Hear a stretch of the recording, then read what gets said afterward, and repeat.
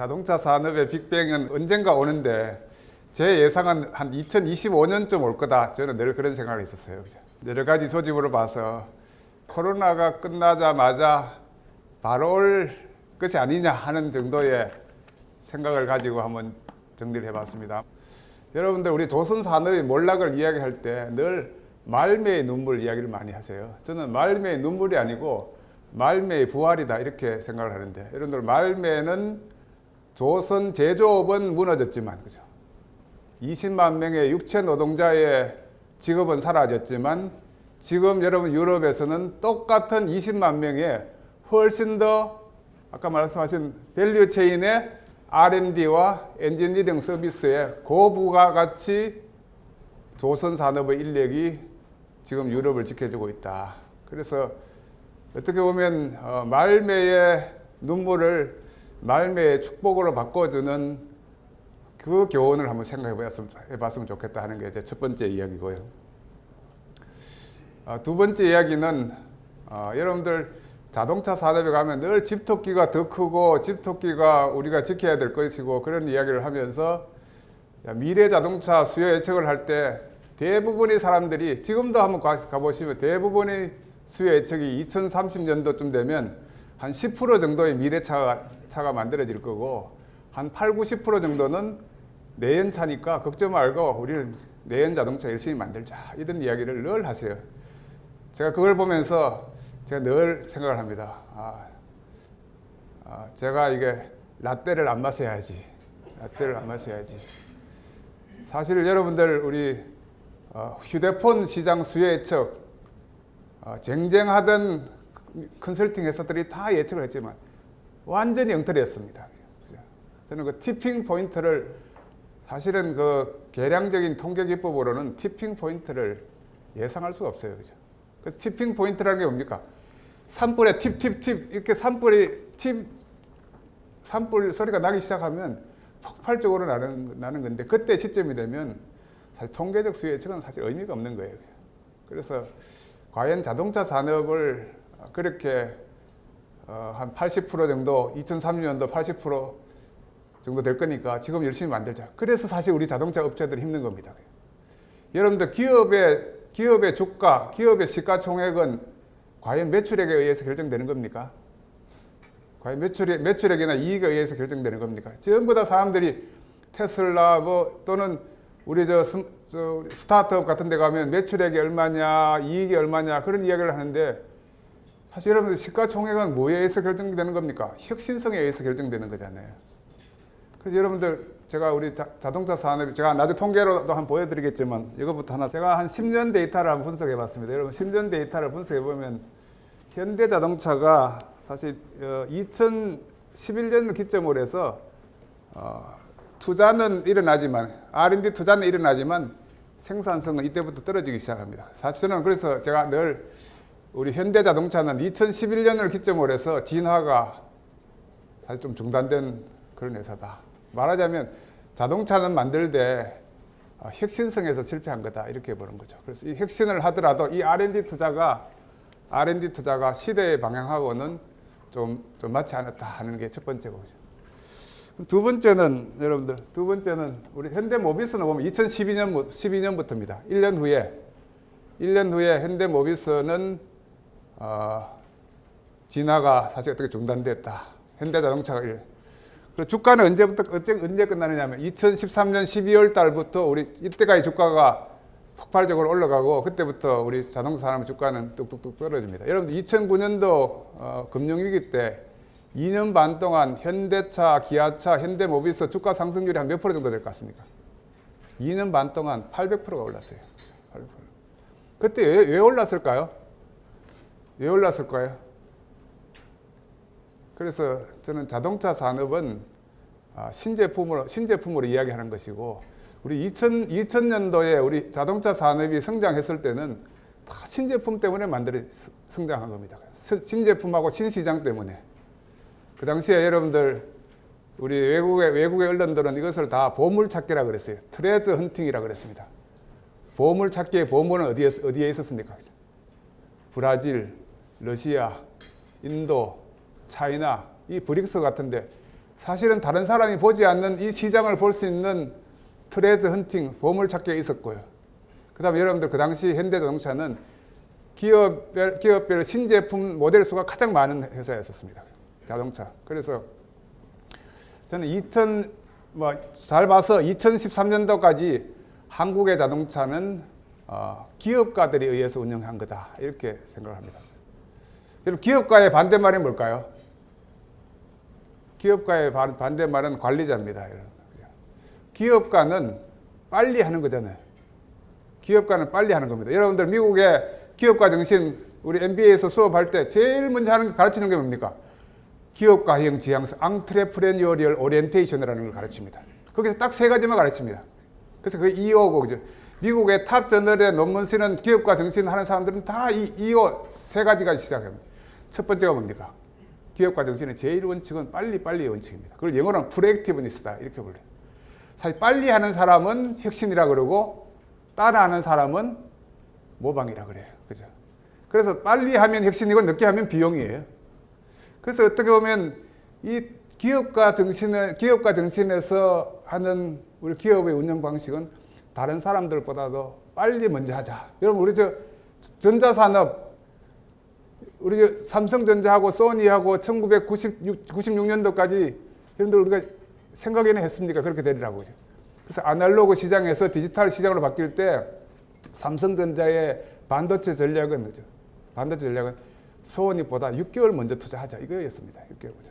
그래서 그것을 프로액티브니스라고 그럽니다. 여러분들 권오현 부회장님의 쓴 초격차, 제가 우리 권오현 부회장님하고 제가 아주 깊은 대화를 한 3, 4년 동안 계속 해오면서 그분의 철학이 프로액티브니스입니다. 그래서 건배사도 프로액티브니스입니다. 빨리. 그래서 빨리 하면 혁신이고 늦게 하면 비용인데 2003년도 이후에 우리 한국의 자동차 산업은 기업가 정신은 사라지고 관리자 정신만 남아있다. 이게 제 첫 번째. 기업가 정신의 두 번째는 뭘까요? 기업가 정신은 신제품, 신시장으로 승부를 거는 거예요.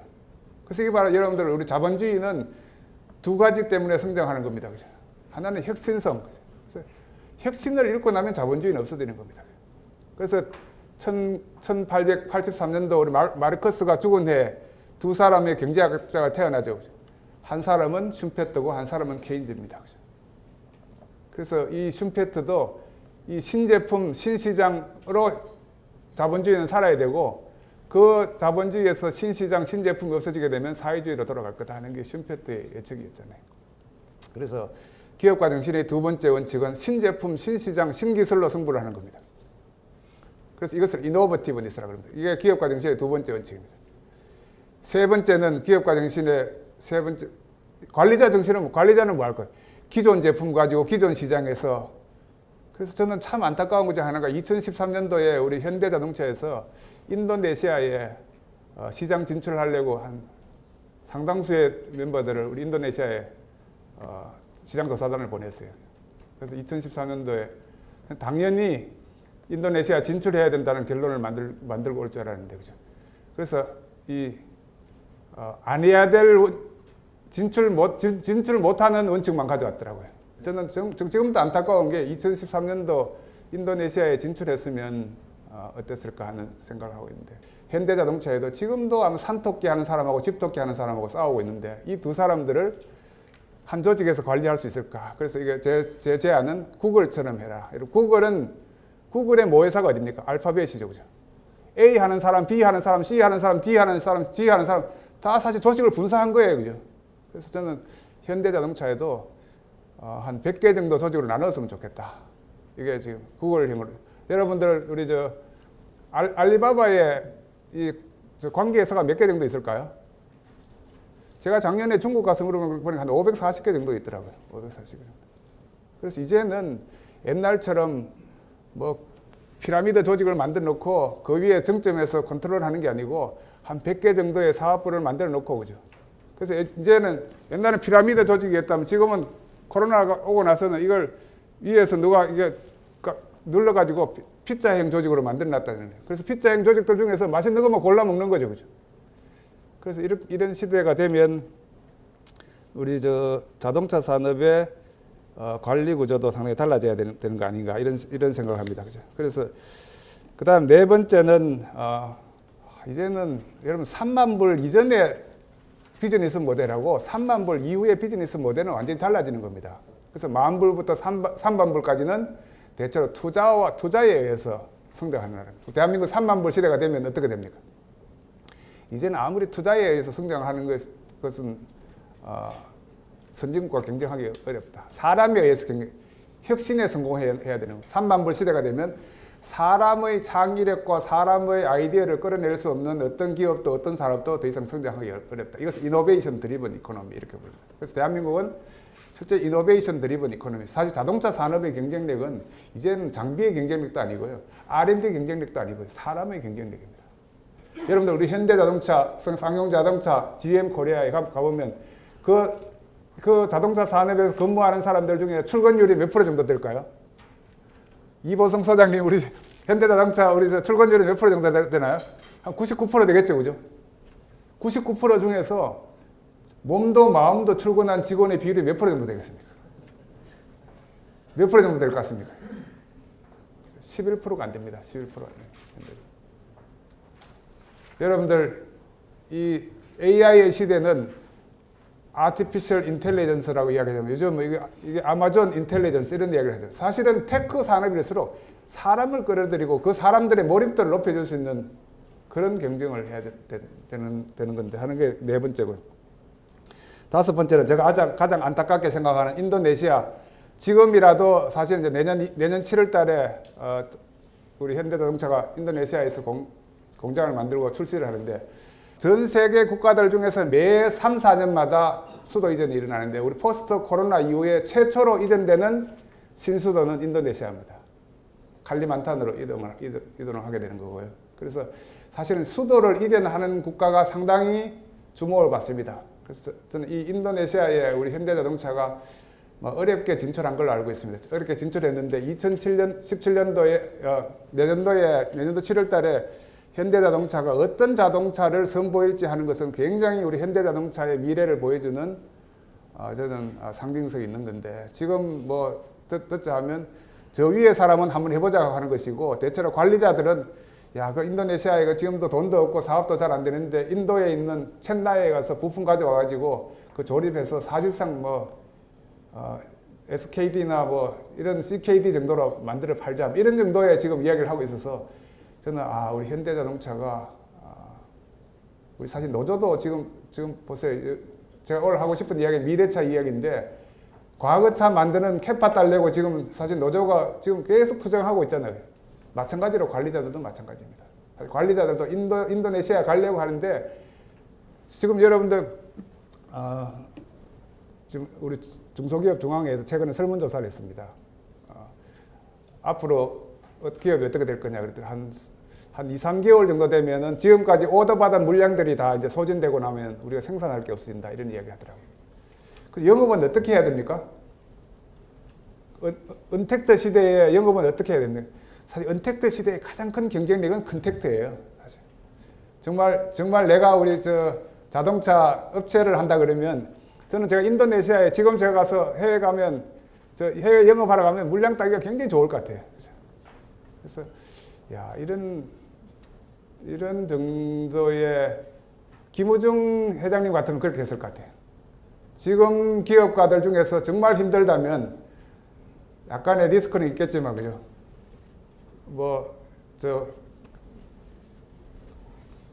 트럼프가 잘 먹는 약 있죠, 그죠? 그거 2알씩 먹으면서라도 한번 갔다 오면 좋겠다 하는데 이런 이야기를 사실은 좀 해보려고 합니다. 자동차 산업 이렇게 중요한 것이고 그죠? 사실은 중산층 이런 걸 키우려면 중요한 거 이거 프라이드 산업이고 노동자가 제일 대접받는 산업이고 이런 것이다. 근데 여러분들 우리나라 국민들도 그렇지만 세상의 모든 국민들이 요즘 깨끗해진 공기에 탄성을 지르면서 더 이상 이제 내연 자동차로 가자는 데 대해서 아마 여러분들 공감을 받아내기 힘들 겁니다. 그래서 작년까지 엄청나게 여러분들 매연 때문에 힘들었는데 저도 오늘 아침에 자동차 운전해가지고 88 고속도로 달리면서 좀 희생하더라도 이쪽 편으로 가야 되겠구나 이런 생각을 했는데 이게 나만의 생각이 아닐 것 같아요. 그래서 이런 이야기들을 한번 그래서 이게 또 뉴딜, 저는 뉴딜 중에서 휴먼 뉴딜을 제일 먼저 하자고 제가 지금 뭐 많은 사람들하고 공감대를 만들어 놨는데, 어쨌든 디지털 뉴딜, 그린 뉴딜이 되어 있는데, 그린 뉴딜로 가고 나면 사실은 이 내연차로 다시 돌아오기가 쉽지 않을 겁니다. 이게 하나 있고요. 그래서 저는 이제 탄소 경제는 좀 저물고 있다. 그래서 탄소 경제에서 새로운 디지털 전환이 일어났을 때 사람들의 논쟁의 포인트는 지구를 살릴 것인가, 자동차 산업을 살릴 것인가, 이게 아마 포인트가 될 것 같아요. 그래서 많은 사람들이 야, 좀 힘들더라도 지구를 살려야 되지 않을까, 이런 쪽으로 가게 될 것 같아요. 그래서 이렇게 가게 되면 자동차 산업이라는 게 규제 산업입니다, 여러분들. 자동차 산업은 정부가 키워주는 산업이에요. 자동차 산업은 표준화 산업이에요. 디펙터 스탠다디제이션 산업이에요. 그래서 이런 사실상의 표준화를 할 때 어느 쪽으로 표준화를 가져가게 될 건가.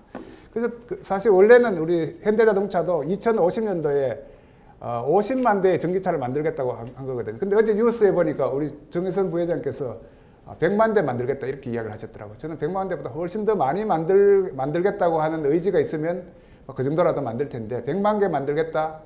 저는 쉽지가 않을 것 같아요. 그래서 이런 이야기들을 하면서 이제는 아슬아슬한 미래차 논쟁은 이미 이제 이번에 코로나를 기해서 끝난 거다, 이렇게 보는 겁니다. 그래서 이 포스트 코로나 문제를 어떻게 풀어가야 될 것인가 하는 게 제 이야기고, 이제는 2009년도에 구GM, 신GM 논쟁하듯이 이제는 신GM의 관점에서 한번 이야기를 해야 된다, 이렇게 생각합니다. 그래서 한번 이걸 저는 이제 OM, TM 이렇게 좀 한번 써볼까 싶어요. 그냥 only one metric, 한 개의 지표로 봐야 된다. 이제 가장 중요한 한 지표가 뭘까?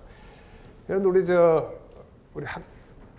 우리 과학하는 사람들이 늘 모델링 할 때 딱 한 가지를 컨트롤해야 된다. 이게 자유도 문제입니다. 디그리 오브 프리덤입니다. 여러분들 복잡한 기업이, 복잡한 산업이, 복잡한 모델이 절대 성공할 수 없어요. 그래서 이 자동차 산업을 한 개 가지고 보고 전략을 짜는 사람이 여러분들 테슬라잖아요. 아마존의 제프 베조스는 오직 한 개 가지고 전략을 짜요. 뭡니까 그게?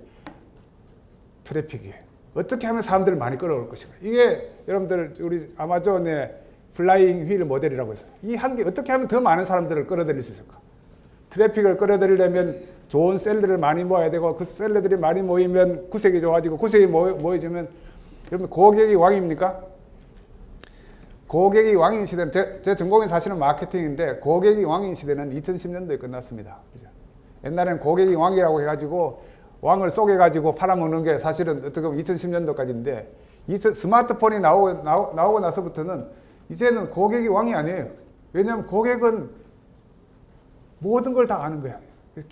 여러분들은 기업은 좋은 정보만 주고 나쁜 정보는 숨기고 있어가지고 그거 가지고 파는 거잖아요. 근데 2010년도 스마트폰이 나오고 나서 고객은 왕이 아니고 신이 되었습니다. 그리고 신이 쓴 글이 뭡니까? 그게 댓글이에요. 댓글 하나 보고 여러분들 지금 모델링 하는 회사가 아마존입니다. 그래서 신의 글을 보고 제품을 고치고 제품을 만드는 회사, 그게 바로 사실 아마존 이야기예요. 그래서 여러분 우리 자동차 산업의 고객은 왕입니까? 고객이 신입니까? 사실 진짜 마케팅이 없는 회사. 저도 중소기업을 하고 있지만 중소기업의 가장 약한 게 사실은 마케팅이고 고객에 대한 이야기. 그래서 이런 이야기가 고객을 보고 우리가 살아야 되지 않을까 하는 게 제 이야기입니다. 그래서 자동차 산업 진화 경로, 사실 이때만 하더라도 2009년도까지 좋았으면 2009년도 4월 달에 현대 자동차 주식을 팔면 미국의 빅3, GM, 포드, 크라이슬러 다 살 수 있었습니다. 사실 이때 주식을 여러분들이 한번 현대 자동차 주식을 샀다가 팔았다 하면 한 사람들은 상당히 혜택을 받았을 텐데. 그래서 시가의 영향 요소는 이제는 산업시대 때는 매출액과 이익입니다.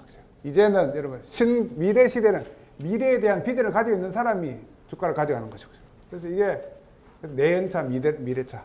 이제 자동차 산업은 AI의 엄마가 되어야 된다. 그래서 더 이상 자동차 산업의 목표, 사실 어떻게 보면 지금도 다 내연차는 줄어들고 미래차는 늘어나잖아요. 이런 추세가 훨씬 더 지금 늘어날 겁니다. 이런 추세. 그래서 자동차 산업은 정부 산업이에요. 규제 산업이고 에너지 규제 산업이고 배기 규제 산업이고 안전 규제 산업이고. 그래서 이제 이렇게 탄소 제로 사회로 가기 위해서 어떻게 해야 될 것인가 하는 이야기입니다. 제가 내일 모레 우리 세종 리더십 포럼에서 제가 링컨의 리더십을 우리 정부 기관장들 다 모시고 제가 강의를 하게 되어 있는데, 링컨은 최고의 경쟁자가 최고의 실력자라고 보는 거죠. 그래서 링컨이 첫 번째 대통령이 되고 나서 조각을 할 때 자기의 경쟁자를 국무장관으로 시킵니다. 인도네시아의 조코위 대통령이 자기하고 경쟁했던 라이벌을 국방부 장관으로 임명했잖아요. 그래서 이런 사람들, 그래서 테슬라를 무시하지 말고 한번 직시해보자. 이 사람들하고 같이 어떻게 할 수 있는 게 없을까? 그래서 자동차 산업은 표준화 산업이 아니에요. 표준화 싸움이 아니에요. 정부가 표준화해 주는 게 아니에요. 이기는 사람이 표준화하는 거예요. 디펙트 스탠다디제이션인데, 사실은 이게 전기 자동차가 오기 전에 원래 하이브리드 자동차가 세계 시장을 표준화할 거다 하는 이야기가 있었습니다. 그래서 그게 아마 한 2010년도쯤 될 것 같아요. 2010년도에 중국에서 도요타 보고 그런 이야기를 했어요. 사실은 여러분들 하이브리드 자동차는 팔아가지고 돈 번 회사가 하나도 없습니다. 오직 도요타만 물량이 커가지고 조금 돈을 벌었지만, 왜냐하면 하이브리드 자동차는 엔진도 넣어야 되고 배터리도 넣어야 되기 때문에 돈을 벌 수가 없어요. 그래서 그 유일하게 돈 벌 수 있는 방법은 양산체제로 가는 겁니다. 그래서 중국이 자, 우리 하이브리드로 갈 테니까 도요타 보고 기술을 좀 달라 그랬어요. 그때 기술을 줬으면 하이브리드 세상이 됐을 거예요. 근데 기술을 안 줬어요. 그래서 중국은 하이브리드를 그때 포기했어요. 여러분, 작년 3월 달에 도요타가 발표했습니다. 이제는 하이브리드 자동차의 기술을 다 오픈하겠다. 늦었죠. 그 한 10년 전에 오픈했으면 그 세상으로 갔을 텐데. 그래서 이 미래차 싸움은 이제는 전기차로 갔다 하는 게 제 생각입니다. 뭐 수소차 이야기도 하지만 사실 기술을 강조하는 회사보다는 항상 꿈을 강조하는 회사가 항상 시대를 만듭니다. 그래서 여러분들 일본의 가장 문제 회사가 사실 닛산입니다. 저는 일본의 자동차 회사 한 300번 정도 가봤고요. 중국의 자동차 기업들 한 40-50군데 가봤습니다. 40-50군데 가봤고. 그래서 이때 제가 1997년도에 우리 닛산에 갔을 때 닛산은 노상 기술을 이야기했어요. 기술을 강조하는 회사일수록 기술의 그 도구마에 빠져서 함정에 빠질 가능성이 많습니다. 그래서 닛산 자동차가 어떻게 무너지게? 기술을 너무 강조하다 보면 뭐에서 무너집니까? 협력 관계에서 무너집니다. 그래서 1997년도에 닛산이 무너지기 시작할 때 여러분 제일 첫 번째 문제가 부품업체가 이탈하기 시작했죠. 이런 문제가 있습니다. 내연차 이야기, 이런 이야기 다 아시는 이야기니까 그죠? 뭐 이 금융 분야, 자동차 산업, 반도체 분야 이런 이야기 다 했고 그죠? 그래서 지금 더 좋은 마차를 개발하기 열심히 투자하고 있다면, 저는 우리 자동차 부품업체들도 보면 굉장히 안타까워요. 그래서 이것을 극복할 수 있는 뭐 맥킨지, 보스턴 컨설팅 뭐 이런 것들 다 이렇게 보면 그죠? 저는 광주행 일자리도 하고 싶은 이야기가 많은데, 일단은 제가 군산, 광주, 창원, 울산 이런 여러분들 우리 GM 코리아에서 오신 분들도 계시겠지만, 사실 GM 코리아는 미국과 중국 간의 극심한 갈등의 최대 수혜자가 사실 GM 코리아입니다. GM 코리아 지금 창원 물량이 어디서 왔겠습니까? 옛날에 GM 코리아가 힘들어지기 시작한 것은 GM 코리아의 물량이 중국으로 넘어간 것이고요.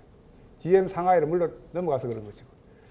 사실 이제 중국이 저렇게 되니까 중국의 물량을 우리가 좀 얼마나 가져오느냐가 GM 코리아의 아주 앞으로 미래를 예측하는 데 굉장히 중요한 부분이 될 것 같은데. 그래서 테슬라 미래 이야기를 하잖아요. 뭐 지금 우리 현대자동차에 가면 5단계 자율주행자 기술은 불가능하다 이런 이야기를 많이 해요. 또 늘 가면 배터리 절대 불가능해. 또 항상 제가 그런 정보만 가지고 있었거든요. 근데 지금 여러분 800km 달리는 자동차가 나오고 800km 달리는 수소 자동차가 나오고, 그래서 테슬라는 5단계 자율주행 기술을 가지고 있다고 그러는데 뭐 진짜 가지고 있는지 아닌지는 잘 모르겠지만 그죠? 적어도 이 정도의 꿈을 가지고 이렇게 해야지 뭐가 모입니까? 생태가 모이고 사람이 모이고 돈이 모이고 이래서 이게 산업이 커지는 부분들인데, 그래서 이 자동차 산업에서 제일 가장 중요한 것은 옛날에 여러분 이 자동차 산업은 어떻게 보면 다 이렇게 기술로 성장한 게 아니라 기업가 정신으로 살아온 건데, 제가 가장 큰 문제는 이 기업가 정신이 좀 부족한 거다. 그래서 정말 빨리 하면 우리 코로나 바이러스가 지금 이 대처도 우리 한국이 유일하게 잘하는 게 하나가 뭡니까? 미국하고 다른 게 뭡니까? 다른 나라하고 오직 빨리 하는 겁니다. 그죠? 무슨 검사도 빨리 하고 빨리인데 그죠? 그래서 이렇게 보면 한국은 좀 늦지만 여러분들 우리 자동차뿐만 아니라 우리나라 기업체에 가서 우리나라 국민들 중에서 이런 신기술, 신시장 이런 데 종사하는 비율이 몇 프로 정도 될까요?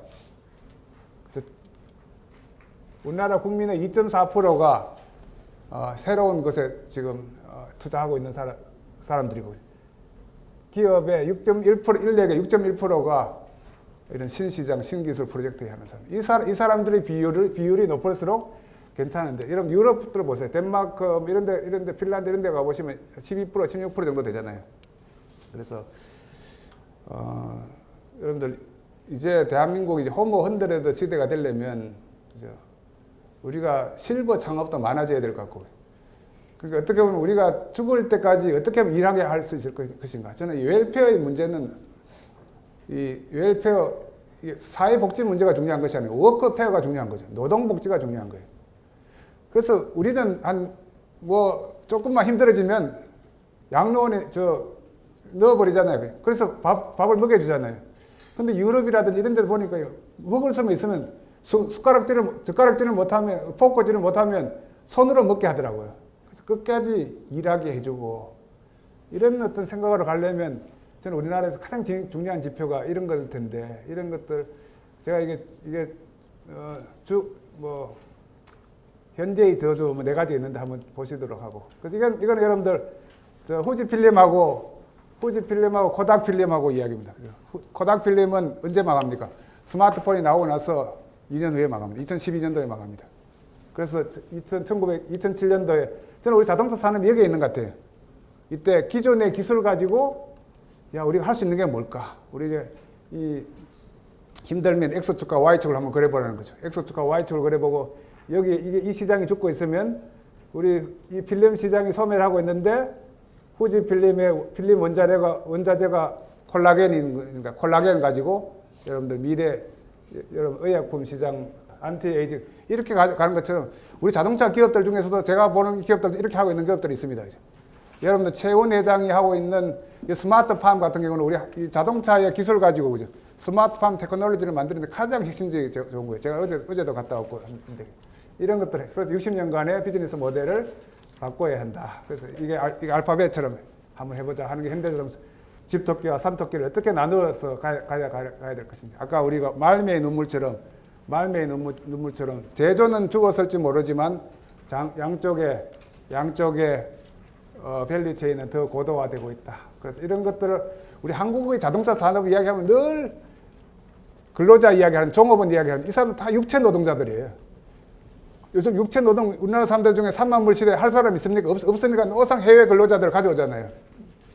저는 철저하게 AI하고 철저하게 스마트 공장하고 한국 사람들 지금 나이 든 사람들도 양쪽에 이런 그런 솔루션 프로바이더가 될 수 있도록 하는 이런 것들이 필요하지 않을까. 인도네시아는 여러분들 인구가 2억 7천만 명이 되고 세계 4위 나라고. 여러분 인도네시아를 못 잡으면 아세안을 잡을 수가 없어요. 그래서 저는 인도네시아는 어떤 나라입니까? 인도네시아 the most smiling country. 인도네시아 사람들은 다 만나면 웃기만 해요. 그래서 인도네시아 사람들을 만날 때는 이럴 때 사업 이야기하면 안 돼요. 웃기만 하고 그죠. 그 다음에 그러면 어떻게 해요? 그 사람들 일을 해주게 되는 거죠. 근데 우리나라 사람들이 가서 바로 사업을 이야기하잖아요. 항상 문제예요. 그래서 저는 the most smiling country 인도네시아하고 the most innovative country 코리아하고 만나면 한국 사람 웃기 시작하고 인도네시아 사람 혁신하기 시작할 거다 하는 것. 이런 게 우리 기업가의 국가입니다. 그래서 자동차 산업도 기업 정책을 기업가 정신 정책으로. 이게 바로 아까 이야기했던 기업가 정신입니다. 그래서 꿈이 있는 사람이 성공할까? 기술이 있는 사람. 저는 꿈이 있는 사람이 성공할 거다. 꿈을 주는 자동차 산업 정책은 제조업에서 모빌리티 서비스로, 전통 산업에서 미래 산업으로, 환경 파괴가 아니고 그린 산업으로 이렇게 한번 해보자 하는 게 제 이야기입니다. 예, 감사합니다. 예.